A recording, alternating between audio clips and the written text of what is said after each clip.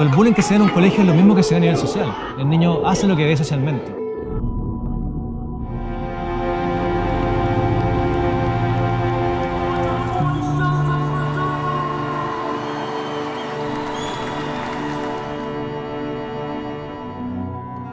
Una sociedad educada, una sociedad creativa, tiene posibilidades en el mañana.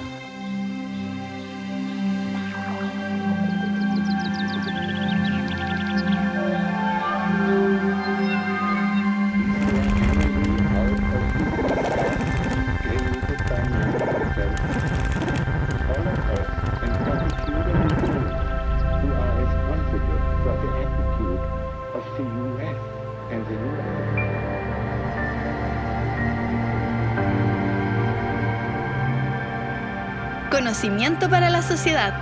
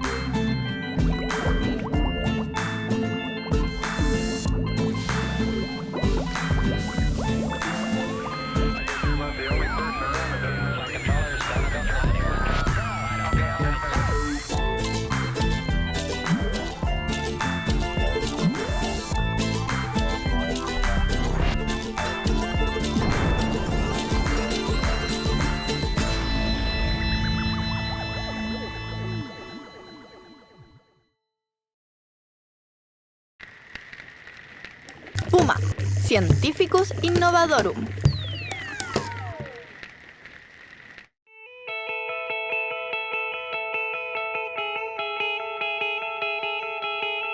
Soy Christian Berger y hoy en día estoy estudiando todo el tema de relaciones de pares y cómo eso favorece el bienestar en los adolescentes y en los niños, ligando el mundo de la educación, el mundo de la psicología y el mundo social en general. Bueno, lo que yo hago es intentar entender cómo los niños y adolescentes construyen sociedad, se hacen amigos, hacen pares, hacen amistades, entendiendo que las amistades son lo más importante para un adolescente y un niño, ¿no? Cómo van construyendo eso y cómo eso favorece que sean buenas personas o eventualmente que tengamos dinámicas más complejas en la sociedad. Lo que buscamos es entrar a los lugares donde los adolescentes se relacionan, ya sea colegio, ya sea en este momento grupo extraprogramático, y ir viendo ahí cómo ellos van creciendo como personas al mismo tiempo que van creciendo en sus vínculos. Entonces hacemos seguimientos en el tiempo de cómo ellos van haciendo amigos, cambiando amigos, generando grupos, generando colectivos y cómo eso impacta en indicadores de bienestar, de felicidad, de vínculo con otros, ¿no? Básicamente de cómo ellos hacen esta sociedad micro en la que van armándose. Yo pienso que vivimos en una sociedad y en un mundo que ha enfatizado mucho el logro y la felicidad individual. O sea, el gran paradigma es hay que ser feliz, ¿no? Y pienso que la felicidad no es completa en la medida que dejemos de lado al que está al compañero, ¿no? Entonces, la idea de bienestar que tenemos como sociedad es bastante compleja. Para mí el bienestar involucra el bienestar de todos. O sea, bien en concreto, estás en una sala de clase. ¿Puedes estar tú feliz si tú estás bien y tus compañeros no están bien? Mi respuesta sería que no, que el bienestar involucra que estemos todos bien, que nos hagamos responsables del compañero, ¿no? Del amigo, de que participa en tu sociedad. Y entonces la manera de hacer vínculos tendría que ver con entender que la individualidad no es lo único que importa también la manera en que tú te relacionas con los otros. Por eso que el foco del estudio está en vínculos, no está en el individuo, no está en que este niño sea feliz, está en que seamos felices. ¿Qué es lo que me interesa a mí pensando en el grupo control que vamos a empezar este año? Es mostrar que en los grupos extraprogramáticos efectivamente pasan cosas que no pasan en la sala de clase. Que hay conductas que son significativas ahí que no son significativas en la sala de clase, y a la inversa. No eso me interesa, mostrar que los niños están más contentos en estos espacios, que tienen más bienestar. Y en el fondo el mensaje de política pública después va a ser tenemos que meter más recursos, más investigación, más espacio a los extraprogramáticos en los colegios. Ese es un poco el mensaje implícito del proyecto, ¿no? Y necesitamos tener datos para financiarlo, ¿no? Esa es un poco la idea. La tesis de la Ania en el grupo de talentos en Concepción fue bien interesante porque lo que mostraba es que estos niños que eran talentosos en el colegio, dentro del colegio tenían que esconder un poco sus habilidades académicas y tenían que actuar como si no eran tan inteligentes, entre comillas. Uno decía, tengo que hablar de fútbol. Y ya, está bien. Y en cambio cuando entraban a este grupo de talentos podían ser ellos. Y podían ser ellos y ser amigos con otros desde ellos y no desde lo que se debe ser.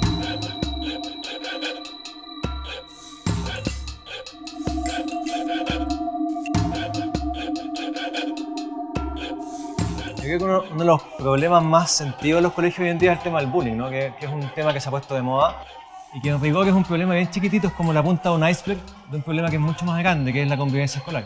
O sea, cuando uno piensa que hay bullying porque hay problemas a la base de la convivencia. Si tuviéramos convivencias más sanas, no habría bullying. Entonces, el riesgo de focalizarse en el problema del bullying perdiendo la mirada más global es súper complicado.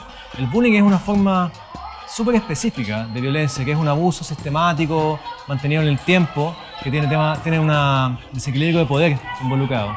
Y claramente se da cuando tienes contextos en los cuales los vínculos son más blandos, cuando hay menos comunidad, cuando hay menos apoyo, cuando hay más sensación de inseguridad o de soledad. Entonces, el gran trabajo para vencer el bullying tiene que ver con, por ejemplo, actividades comunitarias como las que están en este colegio, de generar grupos, amistades, generar vínculos, sociedad más sólida, que haga que si hay un caso de violencia, tengamos las competencias para poder enfrentarlo y abordarlo.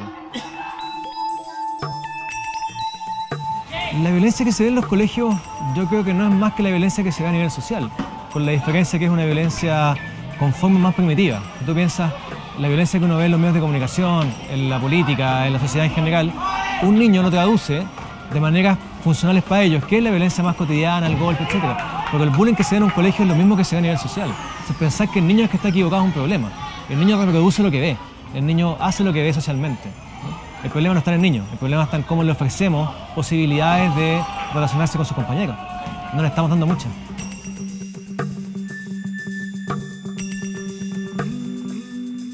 Creo que el mayor problema en Chile es que no entendemos qué es diversidad y cómo manejarla, no en un tema concreto, ¿no? Se manifiesta en etnicidad, religión, bullying homofóbico, pero el problema es que no sabemos cómo lidiar con la diferencia. Mira, tú piensas en un colegio en el que trabajas en convivencia escolar y te interesa trabajar con los niños que son amigos. Es súper fácil ser amigo de tus amigos. El problema es ser amigo o convivir con el que te cae mal, con el que es distinto, y eso no lo enseñamos.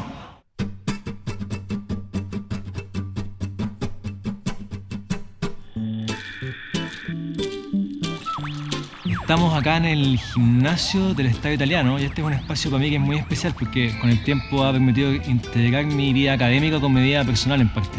Yo me he dedicado a la gimnasia como hobby y con el tiempo he visto que este es un espacio genial para el desarrollo de los niños y de los adolescentes.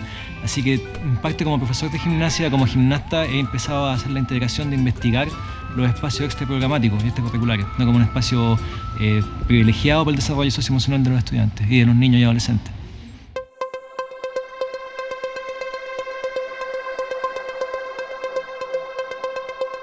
Mira, un ejemplo concreto de cómo bajamos esta línea de investigación a estudios concretos e intervenciones concretas es lo que estamos haciendo durante los últimos 2 años, que es hacer un seguimiento de actividades extracurriculares, como es el caso de este gimnasio y otros espacios, y en los cuales lo que estamos viendo es, por ejemplo, cómo en estos grupos no hay niños marginales, no hay niños aislados, las amistades son de mayor calidad. Muestran los resultados también que la violencia o la agresión es una conducta que no tiene sentido en estos espacios. Entonces uno ve mucha más cooperación, mucho más compañerismo, vínculos más sólidos, más estables en el tiempo, en comparación con lo que uno ve en colegios, niños normales, digamos, que no participan de estos espacios, donde la violencia sí tiene sentido social. Y eso nos permite aprender de lo que pasa acá para poder traducirlo en intervenciones para colegios y para la población general, ¿no? Llevarlo a profesores, llevarlo a programas de intervención masiva.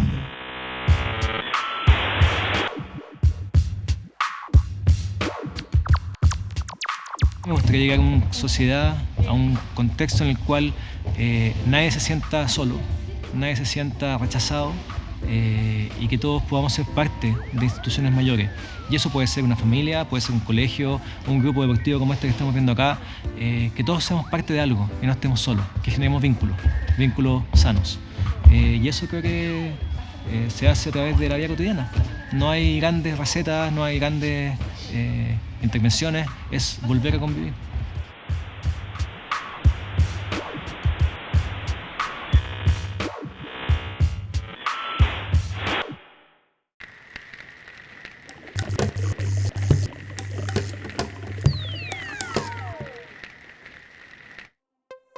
¿Por qué la rana no logra atrapar su almuerzo? Sencillo, porque la rana no percibe correctamente la realidad. ¿Y por qué? Porque el biólogo chileno Humberto Maturana le hizo una pequeña modificación. Alteró uno de sus ojos y lo dejó mirando para atrás. Ahora, Maturana no hizo esto para reírse de la rana, lo hizo para estudiar un concepto revolucionario. Nuestra percepción del mundo depende de nuestra propia estructura y no de nuestro entorno. Antes, se pensaba que la retina del ojo recibía información desde afuera y calculaba la reacción correspondiente. Pero Maturana cambió esto para siempre. Es el ojo y no el mundo el que determina cómo percibimos. Esta investigación fue clave para entender desde la biología el conocimiento, para luego formular las bases de la que sería una teoría del conocimiento, que Maturana desarrolló junto al chileno Francisco Varela, y por la cual son reconocidos a nivel mundial. ¿Existe una realidad objetiva? ¿El mundo nos define a nosotros o nosotros al mundo? Una verdadera luz desde Chile, patria científica.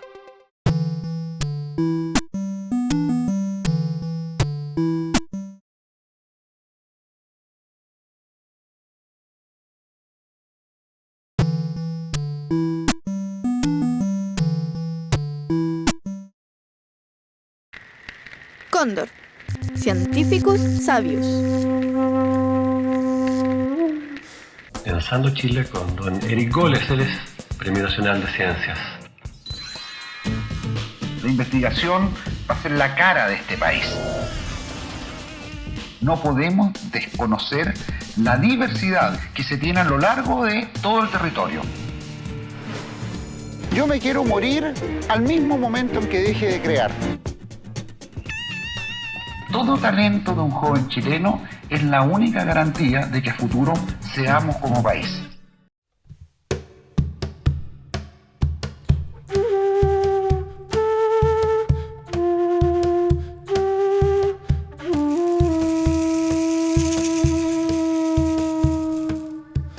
El lenguaje de la matemática es un lenguaje para crear. Un matemático crea, trabaja con conceptos. O sea, según Galileo decía, la naturaleza está escrita en el lenguaje de la matemática. De manera que la matemática, como lenguaje formal para explicar un hecho, está prácticamente en todas las cosas. No solo en la física, también en la biología. De algún modo, en ciertas manifestaciones artísticas también las puedes ver desde el punto de vista matemático. Con peras y manzanas, ¿cómo piensa un matemático?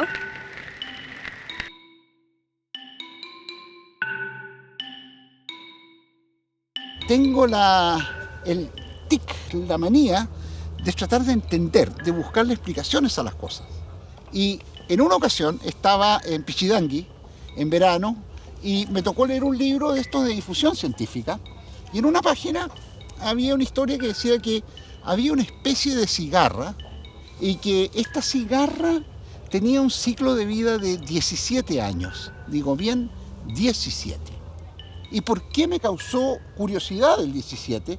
Porque es un número primo. Es divisible por 1 y por 17. Ustedes pueden ver que no es por 2, ni por 3, ni por ninguno. Entonces, oye, como diría Einstein, la naturaleza no juega los dados. Esto no es casual. Tiene que haber algo detrás de esto. El hecho que sea primo. Y dije, esto tiene que ser una ventaja evolutiva. Supongamos cuando recién aparecieron las familias de cigarra en la Tierra, las primeras, y supongamos que la cigarra no tenía un ciclo primo de 17 años, sino que me lo invento, tenía uno de exactamente 6 años. Aquí la cigarra se enterró en la Tierra, puso los huevos, toda la metamorfosis, y aquí al 6º año sale sobre el árbol a cantar. Y dije, pero supongamos que hay un insecto, otro, que pone los huevos por aquí cerca, que le encanta comer cigarra. Este insecto supongamos que tiene un ciclo de vida de 3 años. Esta es la primera familia de insectos. Cuando está enterrado el huevo acá, y acá a los 3 años está listo para comer y reproducirse, ¿qué pasa con la cigarra al otro lado? Todavía no es una cosa dura, fea, es una pupa, algo. Y pasan otros 3 años y aquí la segunda generación de este insecto sale y ¿a quién encuentra? en el 6º año. A la cigarra que había partido 6 años antes, que las cigarras que están listas para que se las coman. Y se la come. Y supongamos que son muchos, se comen muchas cigarras. ¿Por qué a la cigarra eso, comillas, no es que piense, no le conviene? Porque no alcanza a poner los huevos, se va a extinguir. Por lo tanto, no es una ventaja evolutiva para la cigarra tener un ciclo de vida que tenga divisores. Y si este ciclo es de 17, un insecto va a pillar y comer cigarra, 17 multiplicado por el ciclo del insecto. Supongamos que fuera 3. 3 por 7, 21, 3 por 1, 3, son 51 años. Eso en la naturaleza es, para los insectos, más infinito. Ahora, esto lo publicamos con un par de colegas en una revista Complexity muy buena y salió hasta en los periódicos en el extranjero, nos fue muy bien, lo citaron en revistas muy importantes. Fue un hermoso trabajo, pero lo que más me gustó es, eso te muestra qué es lo que es crear en matemática. Para hacer matemáticas no necesariamente tienes que hacer integrales, ecuaciones y cosas raras. Hay que pensar como matemático, hay que salirse de la caja, como los artistas, y pensar de otra manera.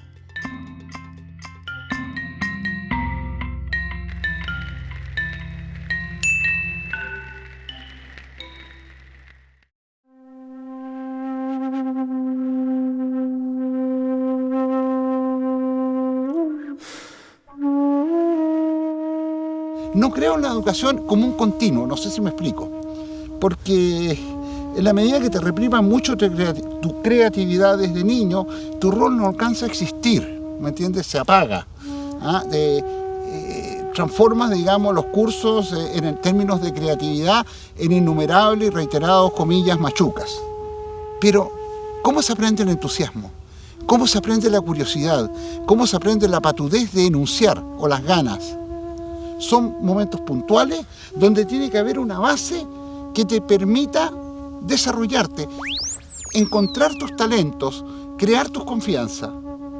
Y es muy difícil, no es trivial, no digo solo en Chile, en cualquier parte del mundo.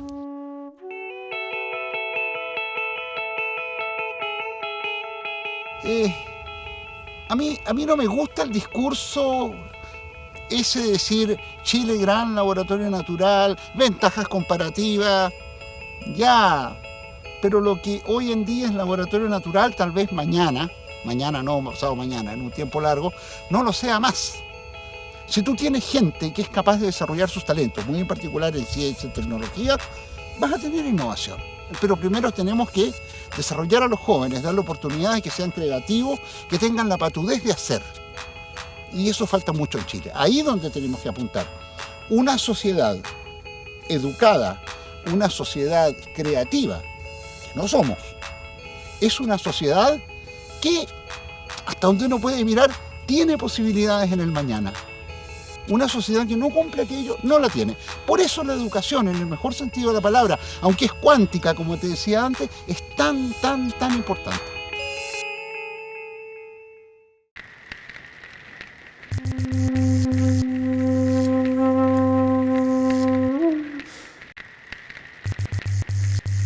Científicos chilenses de exportación.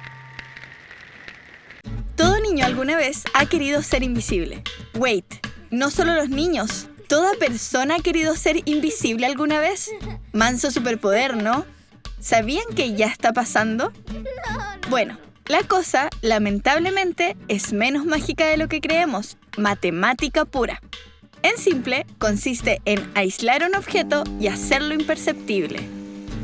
En términos matemáticos, se trata de desviar un determinado tipo de ondas, que pueden ser de luz, de sonido o incluso sísmicas, de esas que hay por montón acá en Chile. Al desviarlas, el objeto se vuelve, entre comillas, invisible. Y hoy ya hay aparatos que pueden hacer invisible, por ejemplo, a un avión cuando es monitoreado por algunos radares. Cuático, ¿no? Y bueno, lo mejor es que uno de los padres de la invisibilidad es chileno. Mish. Vive en Estados Unidos y hace 10 años lanzó el primer paper que abrió paso para que esto se comenzara a estudiar. Predicción de terremotos, aplicaciones médicas e incluso encontrar la estructura del universo. Pueden ser algunos de los usos de este superpoder.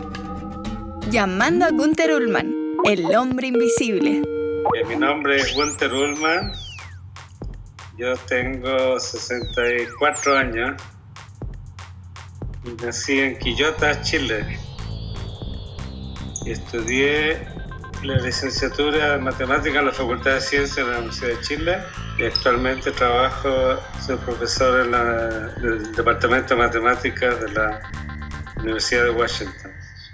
A ver, Gunther, para entender bien, ¿qué es la invisibilidad? Es una ilusión en muchos sentidos. Uno trata de hacer que un objeto no lo puedan detectar a distintos tipos de ondas, ¿no? Invisibilidad en general se refiere a ondas de luz, pero puede ser otro tipo de onda. ¿Y cómo se logra? ¿Con una capa a los Harry Potter? Uno construye un material una capa de invisibilidad, de tal manera que el índice de refracción haga que los rayos de luz vayan alrededor, no penetren la región que uno quiere hacer invisible. ¿Refracción? Ya, para los que no estudiaron física y no cachan qué es la refracción de la luz, vamos con un ejemplo. Pongan un lápiz dentro de un vaso con agua. Se ve como si estuviera partido en dos, ¿cierto? Bueno, esto pasa por el cambio de dirección que sufre la luz cuando pasa del aire al agua. Entonces, como explica Gunther, el índice de refracción debe hacer que los rayos de luz pasen alrededor del objeto, haciéndolo invisible a nuestros ojos. Increíble, ¿no? Oye, pero el objeto de la persona sigue ahí, ¿o se va a otra dimensión? El objeto no lo ves, pero está, ¿no? Y puede ser que uno lo descubra por otros medios, ¿no? Por ejemplo, si lo tocas, puedes tocar una persona que la hace invisible o cosas por el estilo, ¿no? O otro tipo de ondas también. Luz, por ejemplo, si quieres hacer invisible un avión, radar, si quieres hacer invisible un concierto, una sala de concierto, ondas de sonido, etcétera, etcétera. Suena todo muy futurista, pero más allá de la chispeza, ¿para qué serviría ser invisible? Una aplicación que se está tratando son invisibilidad a ondas de terremotos, ¿no? Eso sería muy útil en Chile, por ejemplo, que tiene tantos terremotos, ¿no?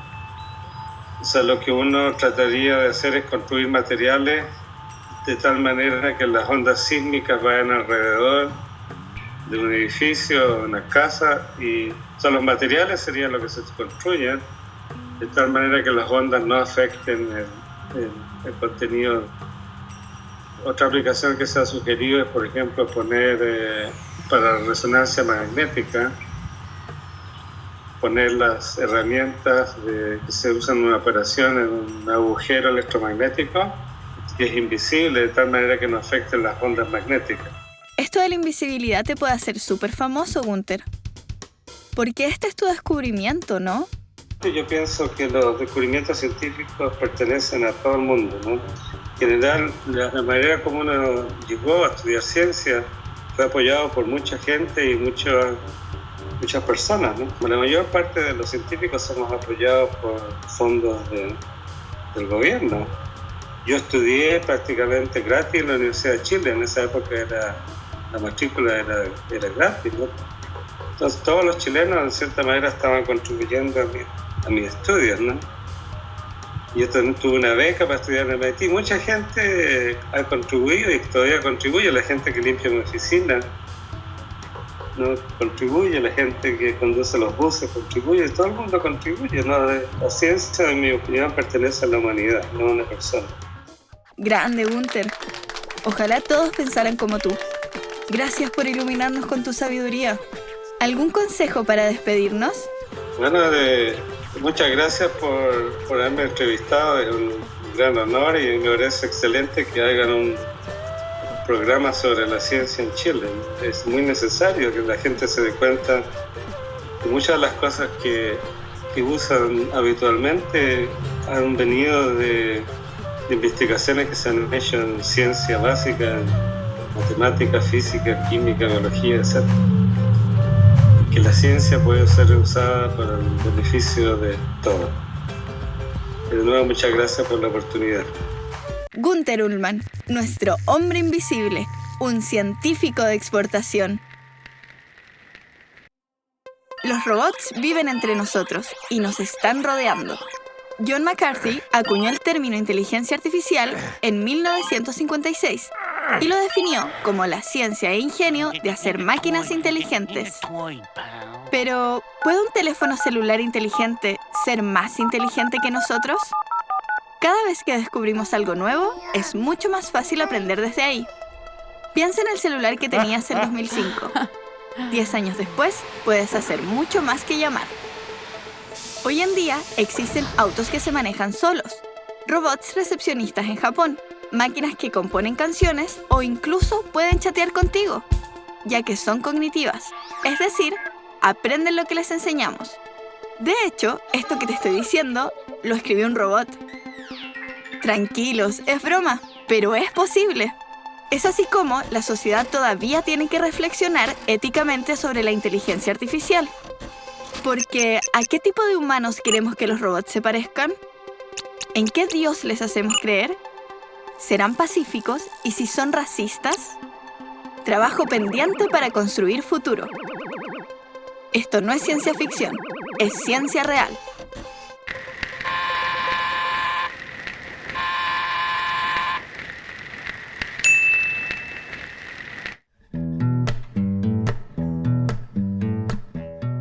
Yo diría que no puede haber un científico que no tenga un enorme cuero para soportar la frustración, que es prácticamente el estado normal. Tú pruebas, miras por este lado, buscas por el otro, te desvelas, no duermes. ¿Cuántas noches en velas he pasado en mi vida con un problema matemático en la cabeza que no me cuadra, que está mal puesto, que no encuentro solución? ¿Cuántas veces he abandonado un problema sin jamás encontrar solución? Pero hay que soportar aquello, porque tú sabes, tienes la esperanza, como dice en inglés, the hope, que en algún momento vas a dar en el clavo. Y esa esperanza me sostiene, que es la ley de mi vida. Un científico en general, muy en particular un matemático, tiene que tener una tolerancia a la frustración enorme. Si no, no puedes hacer ciencia.